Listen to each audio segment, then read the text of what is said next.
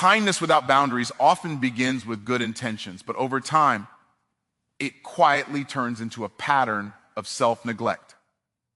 When a person constantly prioritizes other people's needs, emotions, and expectations above their own, they slowly lose touch with what they actually want and need. What starts as generosity can become a habit of emotional overextension, where personal limits are ignored in the name of being agreeable, helpful, or liked. This kind of kindness feels noble on the surface, yet underneath it creates exhaustion and internal conflict. Many people confuse kindness with obligation, believing that saying no makes them selfish or unloving. As a result, they override their instincts and suppress discomfort just to keep the peace.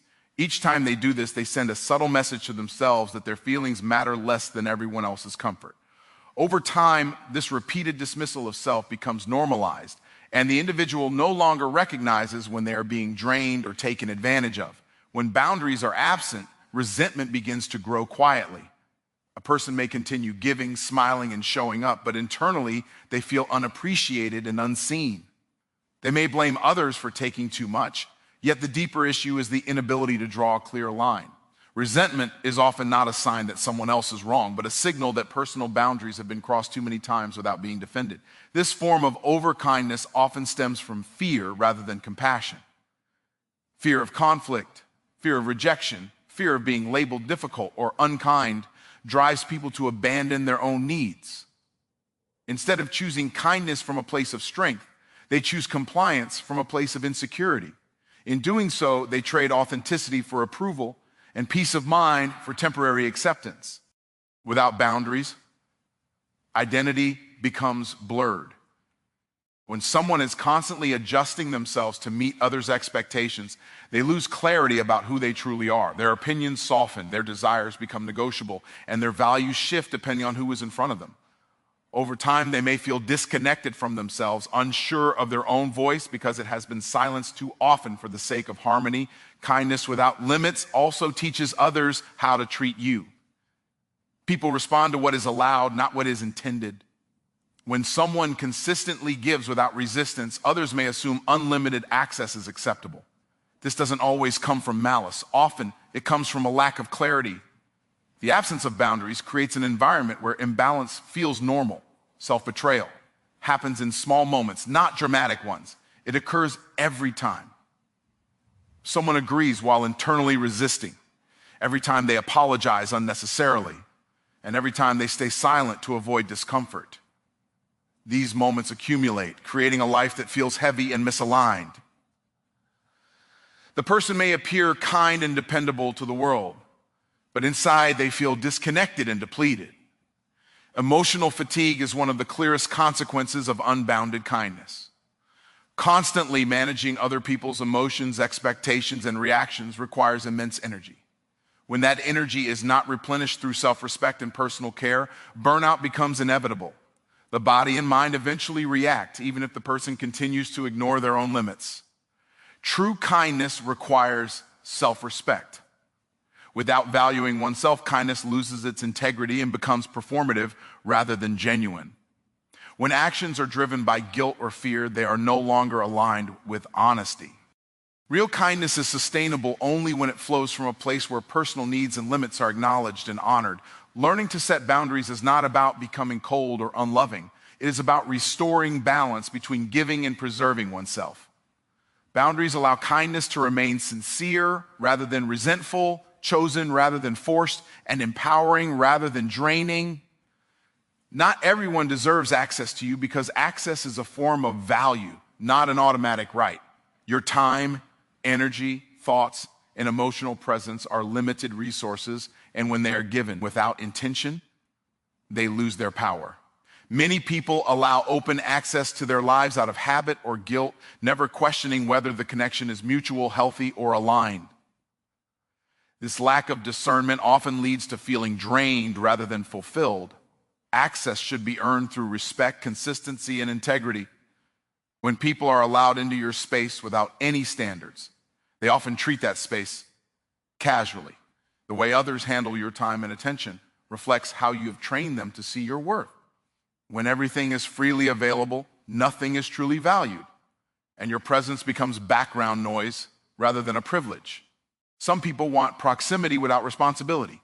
They seek your listening ear, your support, your advice, or your resources, but they offer little in return.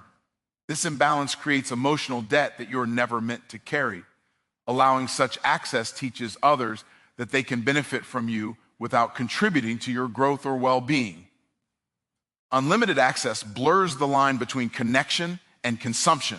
Instead of mutual exchange, relationships can become one-sided, where one person pours and the other only receives. Over time, this dynamic erodes self-worth and creates frustration. Healthy access requires reciprocity, where both individuals respect each other's capacity and limits. Many people hesitate to restrict access because they fear being misunderstood. They worry that boundaries will be seen as arrogance or rejection. In reality, clarity is not cruelty. Limiting access is often an act of self-honesty rather than selfishness, and it prevents deeper harm that comes from silent resentment and emotional exhaustion. Not everyone who wants to be close to you is meant to stay close to you. Some people are assigned to certain seasons, lessons, or transitions. When you hold on to everyone out of loyalty or nostalgia, you block space for relationships that are more aligned with who you are becoming. Growth requires discernment, not emotional hoarding. Access without boundaries can distort identity. When too many voices have influence over your decisions, you lose clarity about your own direction. Opinions, expectations, and judgments begin to shape your choices more than your own values. Protecting access protects your sense of self and your ability to move with confidence. People who truly respect you will understand your limits. They won't demand constant availability or emotional labor. They recognize that distance does not equal rejection and that boundaries do not diminish connection. In fact, healthy limits often deepen respect and strengthen trust. Restricting access is also a form of leadership. It communicates that you operate with intention and self-awareness. People observe how you manage your time and energy, and they respond accordingly. When you choose where your attention goes, you teach others how to engage with you at a higher level. Discerning who deserves access allows you to show up more fully where it truly matters. Instead of being scattered and depleted, you become focused and present. Your energy is no longer divided among obligations that drain you, but invest. D, in spaces that honor and expand who you are becoming. Standards create respect because they communicate clarity, strength, and self-awareness. When a person lives by clear standards, others immediately understand what is acceptable and what is not. This removes confusion and establishes a foundation of trust. Niceness, when not supported by standards, often sends mixed signals and leaves people unsure of where the line truly is. Niceness is often reactive, shaped by the desire to be liked or accepted. Standards, on the other hand, are proactive and rooted in values. A person with standards does not change their behavior based on who is watching or what they might gain. This consistency creates credibility, and credibility is what earns respect over time. People naturally test limits when they are unclear. When someone is endlessly nice without structure, others may push boundaries, sometimes unconsciously. This is not because people are inherently disrespectful, but because undefined expectations invite experimentation. Standards remove that uncertainty by setting clear rules for engagement. Respect grows when people know there are consequences for crossing lines. This does not require aggression or hostility, it requires firmness. When standards are enforced calmly and consistently, others recognize that the person values themselves. That self-value signals that interactions must be intentional rather than careless. Niceness often avoids discomfort, while standards accept it as part of growth. Holding standards may create temporary tension, but it prevents long-term resentment. When people choose niceness over honesty, they sacrifice clarity for short-term peace, which eventually leads to misunderstanding and frustration. A person without standards is easy to influence. Their opinions shift, their decisions waver, and their boundaries dissolve under pressure. This inconsistency weakens trust. People may enjoy their friendliness, but they rarely rely on them or follow their lead because respect requires stability. Standards also protect emotional and mental well-being. They act as filters, allowing in what aligns and keeping out what disrupts. When someone maintains standards, they conserve energy and avoid unnecessary conflict. This internal order is visible to others and naturally commands respect. Leadership is built on standards, not popularity. People follow those who are clear about their expectations and unwavering in their principles. Niceness may attract attention, but standards sustain influence. Over time, people gravitate toward those who embody discipline and self-respect. Standards teach others how to interact with you. They define the tone of relationships and set the pace for communication. When someone knows that disrespect will not be tolerated, they adjust their behavior accordingly. This creates healthier and more balanced interactions. Respect is the result of how well someone honors their own values in the presence of pressure. Standards provide that anchor. They ensure that actions align with principles, regardless of approval or disapproval, and that alignment becomes the foundation upon which lasting respect is built. Over-accessibility often feels like generosity, but in reality, it quietly invites misuse.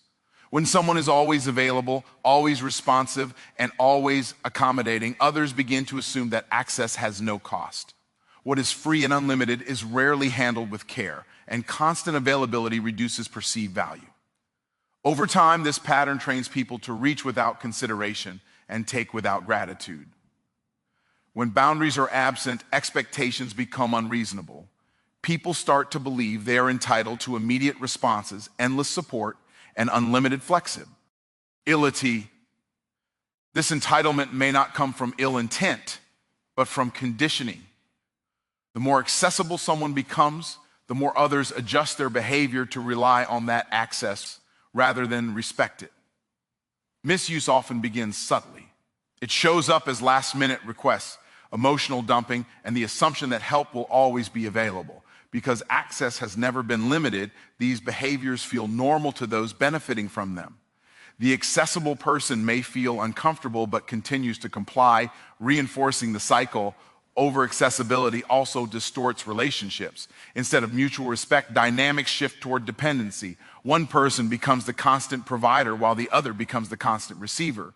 This imbalance erodes equality and creates a silent hierarchy where one person's time and energy are treated as less valuable. People tend to protect what they have to work for. When access requires no effort, commitment, or respect, it is often taken for granted. This is why constant availability can lead to being overlooked or undervalued. The issue is not generosity itself, but the absence of limits that give generosity meaning. Misuse thrives in ambiguity. When there are no clear signals about availability, others fill in the gaps with their own assumptions. They assume it is always okay to interrupt, to ask, to lean, and to take. Clear boundaries remove this confusion and prevent unintentional exploitation. Over-accessibility can also attract those who seek convenience rather than connection. These individuals are drawn to what is easy and accommodating, not to what is mutual and respectful. They remain present as long as access is unrestricted and often disappear once limits are introduced. The emotional cost of constant accessibility accumulates quietly. The person giving may feel tired, frustrated, or unappreciated without fully understanding why. This internal strain is often misinterpreted as personal weakness rather than the natural consequence of being overextended. Misuse is not always aggressive. Sometimes it is passive and habitual. People take because it has always been allowed. When access is never regulated, misuse becomes normalized, and restoring balance later feels uncomfortable and disruptive. Limiting access is not about punishment or control. It is about restoring value, clarity, and balance so that interactions are based on respect rather than convenience and contribution rather than assumptio. Discipline begins the moment a person stops organizing their life around other people's approval. People-pleasing often disguises itself as kindness, cooperation, or humility, but beneath it is a dependence on external validation. When decisions are filtered through the question of how others will feel or react, personal standards slowly dissolve. True discipline cannot coexist with a life led by fear of disapproval. People-pleasing trains the mind to avoid discomfort at all costs. Discipline, however, requires the ability to tolerate discomfort in service of long-term growth. When someone chooses immediate approval over delayed results, they sacrifice progress for comfort. Every time a person abandons their priorities to keep others satisfied, they weaken their ability to stay consistent with their own goals. The habit of pleasing others disrupts focus. Energy that should be directed toward growth is spent managing perceptions, explaining choices, and smoothing emotions. Discipline demands clarity, and clarity is impossible when attention is scattered across everyone else's expectations. Letting go of people-pleasing creates mental space for intentional action. Saying no is a foundational act of discipline. It establishes control over time and energy. People-pleasers struggle with this because they associate no with rejection or conflict. Discipline reframes no as protection rather than denial, allowing a person to commit fully to what truly matters without apology. People-pleasing encourages inconsistency. Choices change depending on who is present or who might be disappointed. Discipline requires consistency regardless of audience. When behavior is anchored in personal values rather than social approval, actions become predictable, reliable, and strong. Growth demands prioritization, and prioritization inevitably creates disappointment. Discipline accepts this reality without resentment or guilt.